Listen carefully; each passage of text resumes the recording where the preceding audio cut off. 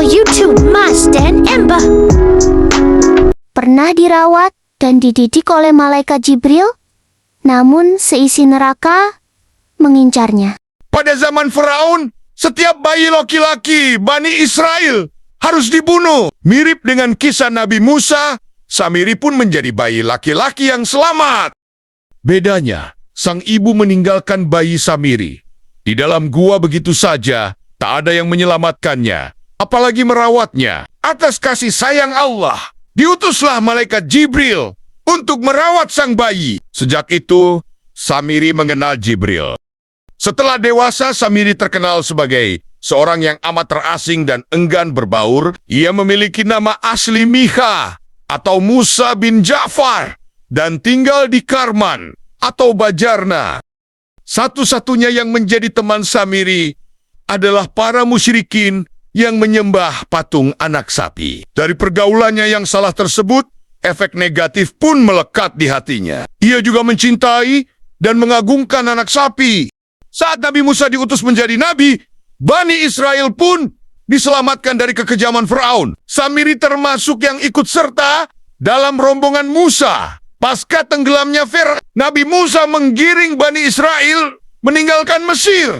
Saat menyeberangi Laut Merah menuju tanah yang dijanjikan, malaikat Jibril mendampingi Nabi Musa dan Harun.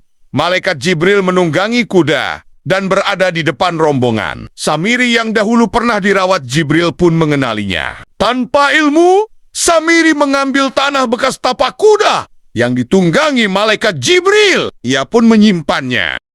Dalam perjalanan, rombongan Musa mampir di sebuah desa yang penduduknya menyembah patung anak sapi. Bukan menaati Nabi Musa untuk menauhidkan Allah. Bani Israel justru meminta Nabi Musa untuk membuat satu patung untuk mereka sembah.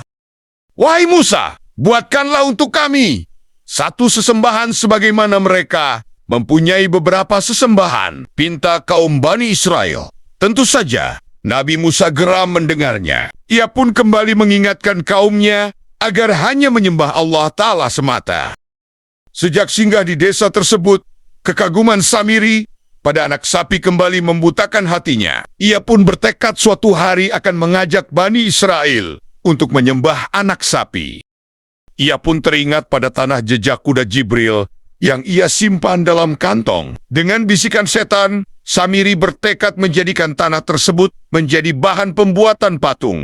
Keinginan Samiri untuk menjalankan misinya mendapat kesempatan di tengah perjalanan.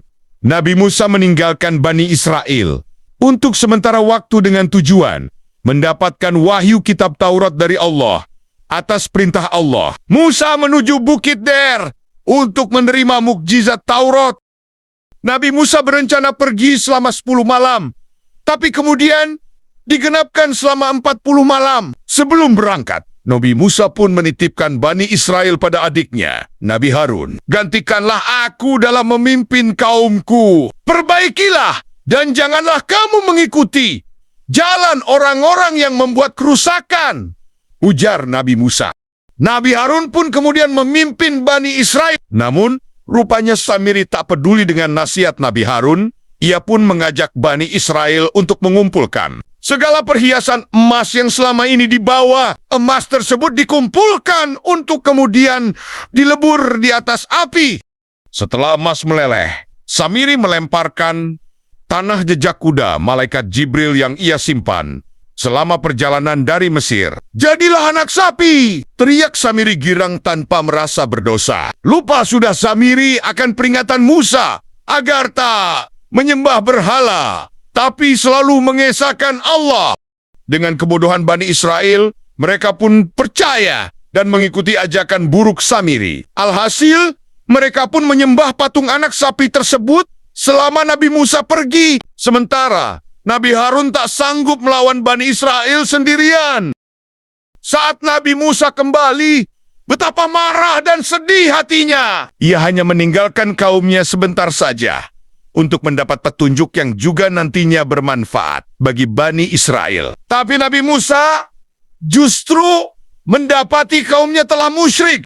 Namun Bani Israel punya banyak alasan. Mereka selalu merasa congkak dan merasa paling benar. Kami sekali-kali tidak melanggar perjanjianmu dengan kemauan kami sendiri. Tetapi kami disuruh membawa beban-beban dari perhiasan kaum itu Mesir. Maka kami telah melemparkannya, dan demikian pula Samiri melemparkannya, ujar mereka. Mendengar hal itu, Musa pun bersegera menemui Samiri. Ia sangat marah kepada Samiri yang mengkhianati perintahnya dan justru menyesatkan kaumnya. Apa yang mendorongmu berbuat demikian, hai Samiri? Tanya Nabi Musa bernada tinggi. Dengan enteng Samiri menjawab, aku mengetahui sesuatu yang mereka tidak mengetahuinya. Maka aku ambil segenggam dari jejak Rasul, lalu aku melemparkannya. Demikianlah nafsuku membujukku, kata Samiri. Nabi Musa pun geram dan mengusir Samiri. Patung anak sapi tersebut pun segera diseret oleh Nabi Musa menuju api yang menyala. Tinggallah Tuhan buatan Samiri itu berupa abu. Nabi Musa pun kemudian melemparkan abu itu ke laut. Sementara itu, Samiri meninggalkan rombongan. Ia kembali hidup menyendiri. Seperti yang dikatakan Nabi Musa, Samiri akan mendapatkan azab dunia dan akhirat. Neraka jelas hukuman Samiri di akhirat. Adapun di dunia, Samiri menderita penyakit aneh. Kulitnya tak dapat disentuh oleh siapapun. Jika seseorang menyentuh kulitnya, Samiri merasakan panas membakar kulitnya. Akibatnya, seumur hidup, dia selalu berkata kepada orang lain, "Jangan sentuh saya." Itulah hukuman bagi Samiri sang pelaku kesyirikan.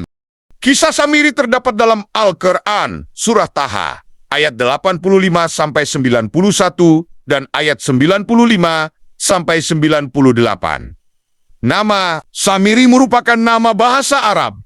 Kisah tersebut juga tercantum dalam Bible dan banyak diceritakan dalam kitab Israiliyat.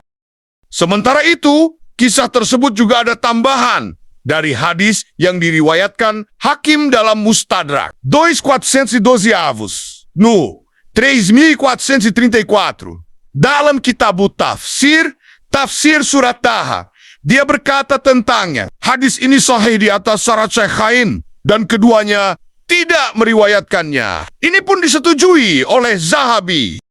Dari Ali berkata, ketika Nabi Musa bersegera kepada Tuhannya, Samiri mengumpulkan perhiasan semampunya. Perhiasan Bani Israel, dia mencetaknya menjadi anak sapi. Kemudian dia memasukkan segenggam dari jejak Rasul ke dalam perutnya. Ternyata ia menjadi anak sapi yang bersuara. Maka Samiri berkata kepada mereka, "Ini adalah Tuhan kalian dan Tuhan Musa." Nabi Harun berkata kepada mereka, "Wahai kaum, bukankah Tuhan kalian telah memberi janji baik kepada kalian?" Ketika Nabi Musa kembali kepada Bani Israel yang telah disesatkan oleh Samiri, Nabi Musa memegang kepala saudaranya. Maka Nabi Harun berkata, apa yang dikatakan oleh Musa kepada Samiri? Apa yang membuatmu melakukan ini? Samiri menjawab, aku mengambil segenggam dari jejak Rasul, lalu aku melemparkannya. Demikianlah nafsuku membujukku. Lalu Nabi Musa mendatangi anak sapi itu. Dia meletakkan serutan dan menyerutnya di tepi sungai. Maka tidak seorang pun yang minum dari air itu yang menyembah anak sapi, kecuali wajahnya menguning seperti emas. Mereka berkata kepada Nabi Musa, bagaimana taubat kami? Nabi Musa menjawab, sebagian dari kalian membunuh sebagian yang lain. Lalu mereka mengambil pisau, maka mulailah seorang membunuh bapaknya dan saudaranya tanpa peduli, hingga yang terbunuh berjumlah 70.000. Lalu Allah mewahyukan kepada Nabi Musa, perintahkan mereka agar berhenti. Aku telah mengampuni yang terbunuh dan memaafkan yang hidup.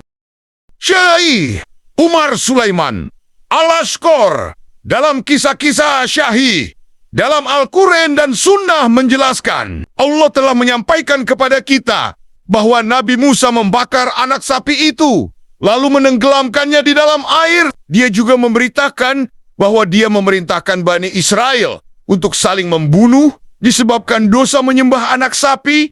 Hadis ini menjelaskan bahwa orang-orang yang menyembah anak sapi saling bunuh sebagian dengan sebagian yang lain. Mereka mengambil pisau, tidak peduli siapa yang dibunuhnya. Apakah itu bapaknya, saudaranya, atau anaknya? Hingga yang terbunuh mencapai 70.000 orang. Lalu Allah mewahyukan kepada Nabi Musa agar menghentikan pembunuhan. Allah telah mengampuni orang yang terbunuh dan yang masih hidup. Ahli tafsir menerangkan hukuman yang Nabi Musa berikan kepada Samiri, yakni menempatkan Samiri di wilayah terpencil agar tidak dapat mendatangi Nabi Musa beserta kaumnya sebagai sanksi di dunia. Itulah kisah Samiri yang diasuh oleh malaikat Jibril, namun dinantikan oleh neraka. Terima kasih sudah menonton. Semoga video ini bermanfaat. Subscribe, like, komen, dan share.